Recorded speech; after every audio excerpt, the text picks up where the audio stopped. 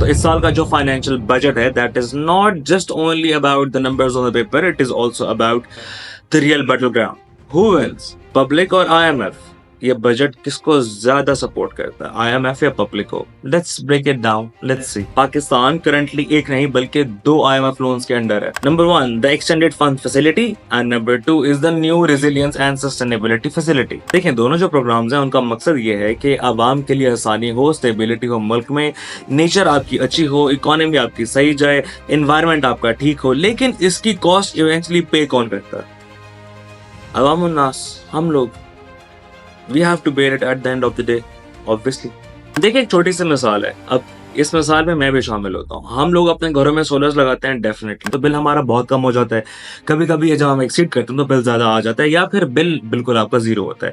अब जब इसका एक डेफिसिट क्रिएट होता है, वो होता है कि पावर कंपनीज के ऊपर, जैसे कि आपका मैपको हो गया। अब जब पावर कंपनीज को वैसे पेमेंट्स नहीं जाएंगी तो वो बिल लेते हैं गरीबों से, जो गरीब आवाम है, बिलो द पॉवर्टी लाइन है। अब वहां की जो सब्सिडी थी वो पहले से ही आईएमएफ की वजह से खत्म हो चुकी है, तो वो खामियाजा भी किसी न किसी तरीके से शायद वो लोग जिनके घर सोलर नहीं है अब उनको बहुत सही तरीके से भुगतना होगा।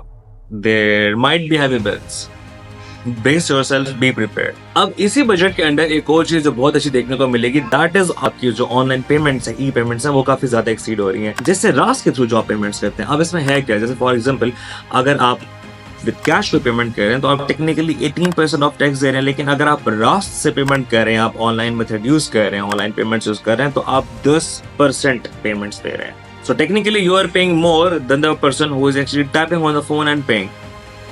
Keep that in mind. हमारी गवर्नमेंट ने पहले ही 4.2 ट्रिलियन रुपीस डेवलपमेंट प्रोजेक्ट्स के लिए सेट कर दिए। हमारी जीडीपी ग्रोथ का टारगेट है 3.6%, लेकिन उसी के साथ साथ जो हमारी एक्सपोर्ट है वो तो ऑलमोस्ट 36 बिलियन डॉलर तक जा रही है। लेकिन इसी वक्त हमारे कोई 118 डेवलपमेंट प्रोजेक्ट्स कैंसिल भी हुए हैं। क्यों? क्योंकि टेक्निकली हमारे पास जो फिजिकल स्पेस है वो नहीं बच रहा, और हमें आईएमएफ के कहने पे दोबारा रीस्ट्रक्चरिंग करनी पड़ रही है इन प्रोजेक्ट्स को लेकर। देखिए, ये जो बजट है that is a very tight रोप। एक तरफ आईएमएफ की हार्श डिमांड्स है, टैक्सेस हैं, सब्सिडीज कट्स हैं, रिफॉर्म्स हैं, और दूसरी तरफ फिर आती है हमारी आवाम struggling with inflation, energy cost and the cash flow.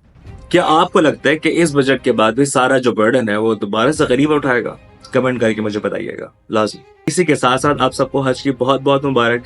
आप सबकी नेक तमन्नाएं, दुआएं और आप सबकी ख्वाहिशात अल्लाह सुब्हानहू व तआला लाजमी पूरी करें इंशाअल्लाह ताला, आमीन।